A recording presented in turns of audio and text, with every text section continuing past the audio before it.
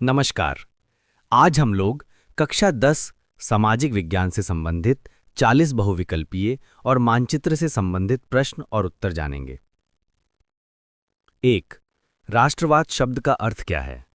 ए. जातीय एकता, बी. क्षेत्रीय विभाजन, सी. राष्ट्र के प्रति प्रेम, डी. शासन परिवर्तन। उत्तर सी. राष्ट्र के प्रति प्रेम। व्याख्या: राष्ट्रवाद वो भावना है जिसमें नागरिक अपने देश के प्रति प्रेम और एकता की भावना रखते हैं। 2. जर्मनी का एकीकरण किसके नेतृत्व में हुआ था? A. Bismarck, B. Garibaldi, C. Metternich, D. Hitler. उत्तर ए. बिस्मार्क। व्याख्या: प्रशा के प्रधानमंत्री बिस्मार्क ने सैन्य शक्ति के माध्यम से जर्मनी का एकीकरण किया। 3.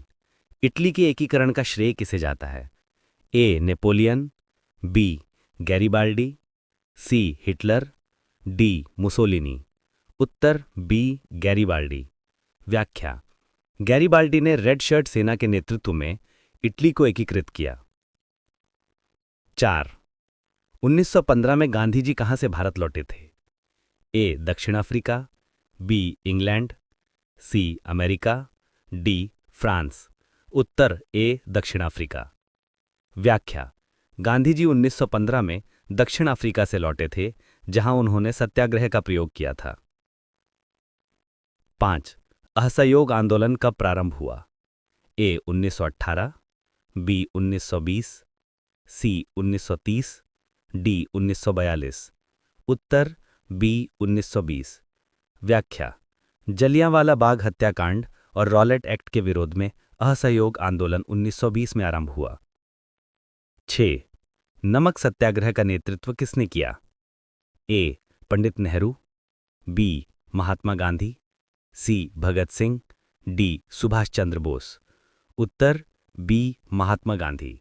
व्याख्या: गांधी जी ने 1930 में दांडी यात्रा के माध्यम से नमक कानून तोड़ा। 7. भारत में भूमि संसाधन का प्रमुख उपयोग क्या है? ए. औद्योगिक, बी. कृषि, सी. आवासीय, डी. वाणिज्यिक। उत्तर बी. कृषि। व्याख्या: भारत की अधिकांश भूमि कृषि कार्य में प्रयुक्त होती है। 8. संसाधन विकास का अर्थ क्या है? ए. संसाधनों का दुरुपयोग, बी. संसाधनों का संरक्षण व उपयोग, सी. संसाधनों की समाप्ति, डी. केवल उत्पादन।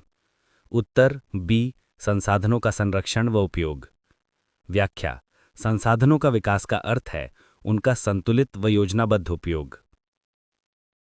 9. सरदार सरोवर बांध किस नदी पर स्थित है? ए. गंगा, बी. नर्मदा, सी. गोदावरी, डी. कृष्णा। उत्तर बी. नर्मदा। व्याख्या: ये बांध गुजरात में नर्मदा नदी पर निर्मित है। 10. भारत में वर्षा का प्रमुख स्रोत कौन सा है? ए. पश्चिमी विक्षोभ, बी. मानसून, सी. हिम पिघलना, डी. भूजल। उत्तर बी. मानसून। व्याख्या: भारत की अधिकांश वर्षा दक्षिण पश्चिम मानसून से होती है। 11. बेल्जियम में भाषा आधारित विभाजन का मुख्य कारण था? ए. धर्म, बी. भाषा, सी. क्षेत्र, डी. जाति। उत्तर बी. भाषा। व्याख्या: बेल्जियम में डच और फ्रेंच भाषाओं के बीच संघर्ष था। 12. लोकतंत्र में शक्ति का विभाजन क्यों आवश्यक है? ए. तानाशाही रोकने हेतु, बी. अधिक कर वसूलने हेतु, सी. एक दल को शक्ति देने हेतु, डी. केंद्र को मजबूत करने हेतु। उत्तर ए. तानाशाही रोकने हेतु। व्याख्या: शक्ति विभाजन से लोकतंत्र में संतुलन बना रहता है। 13. ब्लैक पावर आंदोलन किससे संबंधित था? A. Bharat, B. America, C. England, D. दक्षिण अफ्रीका। उत्तर बी. अमेरिका। व्याख्या: यह आंदोलन अश्वेत लोगों के समान अधिकारों के लिए था। 14. जाति आधारित राजनीति का एक नकारात्मक प्रभाव क्या है? ए. समानता, बी. सामाजिक विभाजन, सी. विकास, डी. एकता। उत्तर बी. सामाजिक विभाजन। व्याख्या: जाति आधारित राजनीति समाज में विभाजन पैदा करती है। 15. विकास का अर्थ क्या है? ए धन की वृद्धि, बी आय व जीवन स्तर का सुधार, सी बेरोजगारी, डी करों की वृद्धि। उत्तर बी आय व जीवन स्तर का सुधार। व्याख्या: विकास का तात्पर्य केवल धन से नहीं बल्कि जीवन की गुणवत्ता में सुधार से है। 16 मानव विकास सूचकांक HDI किससे संबंधित है? ए केवल आय, बी शिक्षा स्वास्थ्य और आय, सी कृषि, डी पर्यावरण। उत्तर बी शिक्षा स्वास्थ्य और आय। HDI इन 3 मानदंडों पर देशों की तुलना करता है। 17 कृषि किस क्षेत्र से संबंधित है? ए प्राथमिक, बी द्वितीयक, सी तृतीयक, डी मिश्रित। उत्तर ए प्राथमिक। व्याख्या: कृषि, वनों और मत्स्य पालन को प्राथमिक क्षेत्र में रखा गया है। 18 बैंकिंग किस क्षेत्र में आती है? ए प्राथमिक, बी द्वितीयक, सी तृतीयक, डी औद्योगिक। उत्तर सी तृतीयक। व्याख्या: सेवा क्षेत्र में बैंकिंग, परिवहन और संचार आदि आते हैं। 19 आपदा प्रबंधन का मुख्य उद्देश्य क्या है? ए केवल राहत कार्य करना, बी आपदा को रोकना, सी आपदा के प्रभाव को कम करना, डी नई आपदा उत्पन्न करना। उत्तर सी आपदा के प्रभाव को कम करना। व्याख्या: आपदा प्रबंधन का मुख्य उद्देश्य आपदा के प्रभाव को न्यूनतम करना और जनधन की हानि को रोकना है। 20 भारत में आपदा प्रबंधन अधिनियम कब लागू हुआ था? ए 2001, बी 2005, सी 2010, डी 2015। उत्तर बी 2005। व्याख्या: भारत सरकार ने 2005 में आपदा प्रबंधन अधिनियम पारित किया, जिसके तहत NDMA की स्थापना हुई। 21 NDMA का पूर्ण रूप क्या है? A national disaster management act, B national disaster management authority, C national department for management of accidents, D national disaster mitigation agency. उत्तर B national disaster management authority. व्याख्या: NDMA भारत की केंद्रीय एजेंसी है जो आपदा प्रबंधन नीतियों को संचालित करती है। 22 NDMA के अध्यक्ष कौन होते हैं? ए गृह मंत्री, बी प्रधानमंत्री, सी राष्ट्रपति, डी रक्षा मंत्री। उत्तर बी प्रधानमंत्री। व्याख्या: NDMA के अध्यक्ष भारत के प्रधानमंत्री होते हैं। 23 NDRF का मुख्य कार्य क्या है? ए आर्थिक सहायता देना, बी राहत और बचाव कार्य करना, सी कृषि विकास करना, डी शिक्षा प्रसार करना। उत्तर बी राहत और बचाव कार्य करना। व्याख्या: नेशनल डिजास्टर रिस्पांस फोर्स यानी NDRF का काम आपदा के समय राहत और बचाव कार्यों को अंजाम देना है। 24 आपदा के कितने प्रकार होते हैं? ए 2, बी 4, सी 3, डी 5। उत्तर ए 2। 1 प्राकृतिक आपदा, 2 मानवीकृत आपदा। व्याख्या: आपदाओं को 2 प्रकार में बांटा गया है, 1 प्राकृतिक आपदा, 2 मानव जनित आपदा। 25 सुनामी का मुख्य कारण क्या है?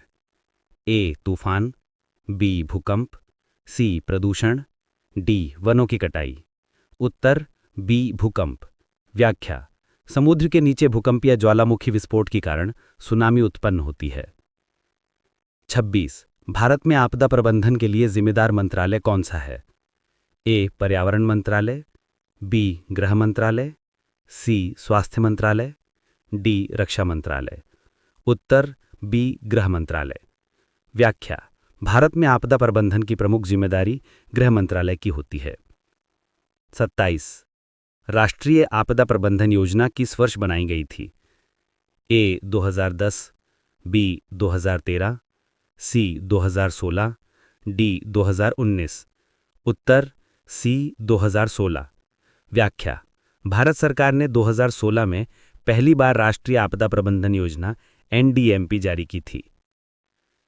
28 भूस्खलन किस प्रकार की आपदा है? ए मानव जनित, बी जैविक, सी प्राकृतिक, डी सामाजिक। उत्तर सी प्राकृतिक। व्याख्या: भूस्खलन पहाड़ी क्षेत्रों में वर्षा या भूकंप के कारण होने वाली प्राकृतिक आपदा है। 29 भोपाल गैस ट्रेजेडी किस वर्ष हुई थी? ए 1982, बी 1984, सी 1986, डी 1988। उत्तर बी 1984। व्याख्या 2 से 3 दिसंबर 1984 को भोपाल में यूनियन कार्बाइड फैक्ट्री से गैस रिसाव हुआ था। ये मानव निर्मित आपदा थी। 30 साइक्लोन फेनी किस वर्ष आया था? ए 2017, बी 2018, सी 2019, डी 2020। उत्तर सी 2019। व्याख्या चक्रवात फेनी ने 2019 में उड़ीसा राज्य में भारी तबाही मचाई थी। 31 आपदा प्रबंधन का पहला चरण क्या है? ए राहत, बी पुनर्वास, सी निवारण, डी तैयारी यानी प्रिपेयर्डनेस। तो इसका सही उत्तर है डी, यानी आपदा प्रबंधन का पहला चरण तैयारी होता है ताकि आपदा से पहले सतर्कता बढ़ती जा सके। 32 भूकंप की तीव्रता किस पैमाने से मापी जाती है? A Celsius scale, B Richter scale, C decibel scale, D Newton scale. तो इसका सही जवाब है बी, यानी रिक्टर स्केल। तो भूकंप की तीव्रता मापने के लिए रिक्टर स्केल का उपयोग किया जाता है। 33 आपदा के बाद पुनर्वास का क्या अर्थ है? ए आपदा को रोकना, बी पीड़ितों को पुनः बसाना, सी नुकसान बढ़ाना, डी चेतावनी देना। तो इसका सही जवाब है बी, यानी पुनर्वास का अर्थ है आपदा से प्रभावित लोगों को फिर से सामान्य जीवन में लौटाना।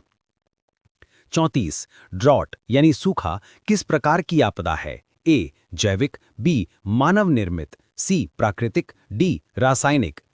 तो इसका सही जवाब है सी, यानी प्राकृतिक। वर्षा की कमी के कारण सूखा एक प्राकृतिक आपदा है। 35 एनडीएमए का मुख्यालय कहाँ स्थित है?